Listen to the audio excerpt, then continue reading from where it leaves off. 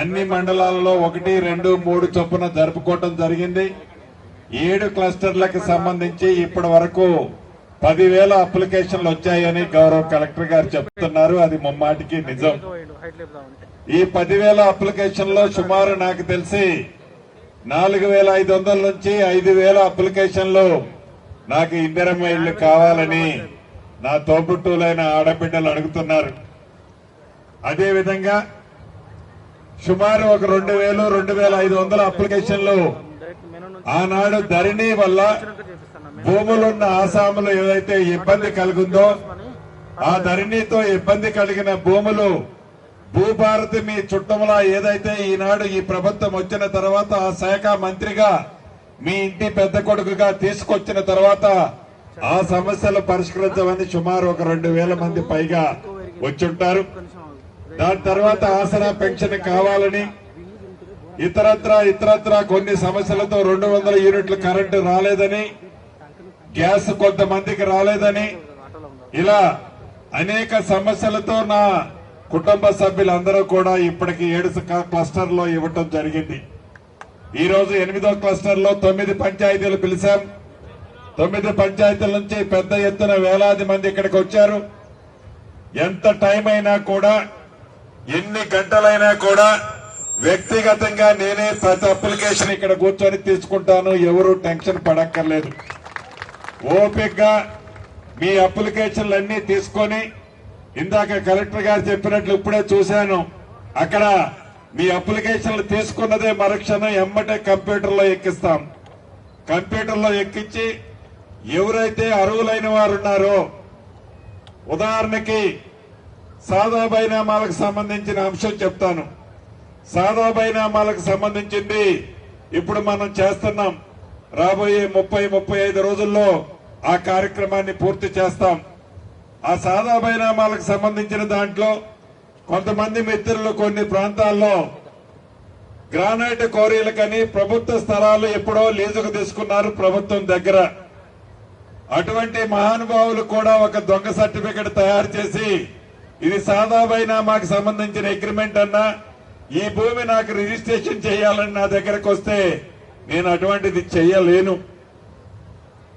అలా కాకుండా ఎవరైనా ఆడబిడ్డో 20 సంవత్సరాలు 15 సంవత్సరాల నుంచి వాళ్ళ వంశ పారంపర్యంగా వస్తున్న ఆస్తి ఏదైతే ఉందో ఆ ఆస్తి ధరణి వల్ల నా రికార్డులో నుంచి కనపడటం లేదన్నా, గడిచిన ఈ 10 సంవత్సరాలు దాంతో ఇబ్బంది పడ్డానన్నా, ఈ 6 సంవత్సరాలు దాన్ని ఎక్కించమనంటే నా అధికారులు యుద్ధ ప్రాతిపదిక మీద దాన్ని ఎలా పరిష్కరించాలో తప్పకుండా పరిష్కరిస్తాం. అదే రకంగా కరెంటు చీఫ్ ఇంజనీర్ గారు ఉన్నారు. ఇప్పటికే చాలా గ్రామాల్లో ఇంటి మీద పోయిన 11 kV కరెంట్ లైన్లు గాని 33 kV కరెంట్ లైన్ గాని మార్చాం. ఇంకా ఎక్కడా మార్చాల్సిన ఉన్నా కూడా, ఎక్కడైనా పోల్స్ వేయాల్సి ఉన్నా కూడా, ఎక్కడైనా సబ్ స్టేషన్లు కావాల్సి ఉన్నా కూడా, ట్రాన్స్ఫార్మర్లు అది కెపాసిటీ సరిపోకపోయినా కూడా, ఏ రైతన్నకైనా కొత్త లైన్ కావాలన్నా, నా ఆడబిడ్డకి ఇంటి కరెంటు కావాలన్నా, 200 యూనిట్లు రాకపోయినా, సన్న బియ్యం కార్డు రాకపోయినా, ఇలా వ్యక్తిగతమైన ఏ సమస్య ఉన్నా కూడా ఈ టేబుల్ మీద కూర్చొని ఎమ్మటే పరిష్కరిస్తాం. ఇక్కడ పరిష్కరించే ఎమ్మటే పరిష్కరిస్తాం. పరిష్కరించలేని వారం రోజుల్లో చేస్తాం. 3 నెలల లోపు అర్హులైన ప్రతి పేదవారికి మీరిచ్చిన ప్రతి కాగితానికి అది న్యాయమైన కాగితం అయితే తప్పకుండా పాజిటివ్ గా ఆ పని మీ ఇంటి పెద్ద కొడుకుగా చేయటానికే స్వయంగా నేను మీ దగ్గరికి ఇక్కడికి రావడం జరిగింది. చివరిగా మీకు చెప్పదలుచుకున్నది ఒక్కటే. ఇందాక డిపిఓ గారు చెప్పినట్టు గ్రామాల వారికి చెప్పారు.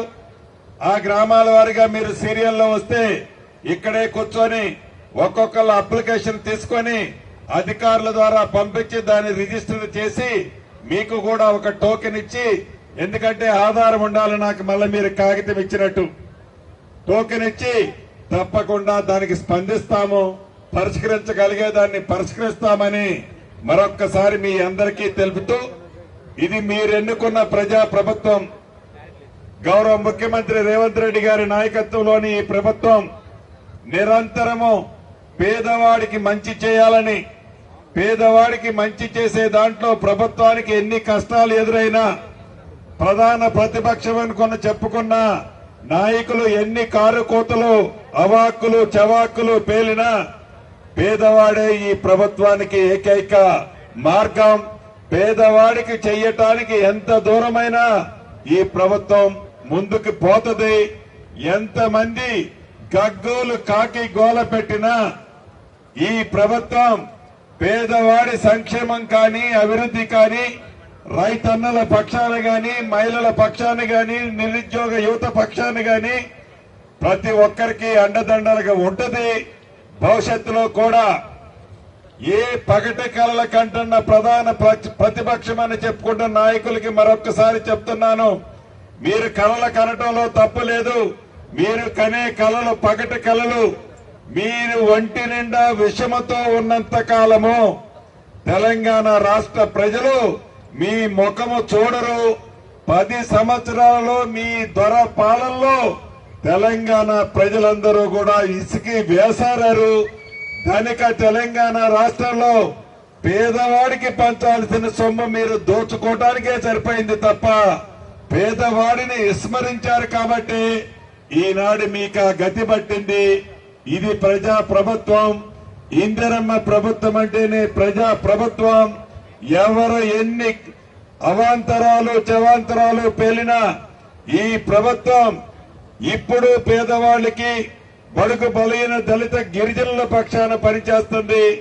భవిష్యత్తులో కూడా ఇదే రకంగా పనిచేస్తుందని తెలుపుకుంటూ కార్యక్రమాన్ని మొదలు పెడతామని తెలుపుతూ సెలవు తీసుకుంటున్నాను.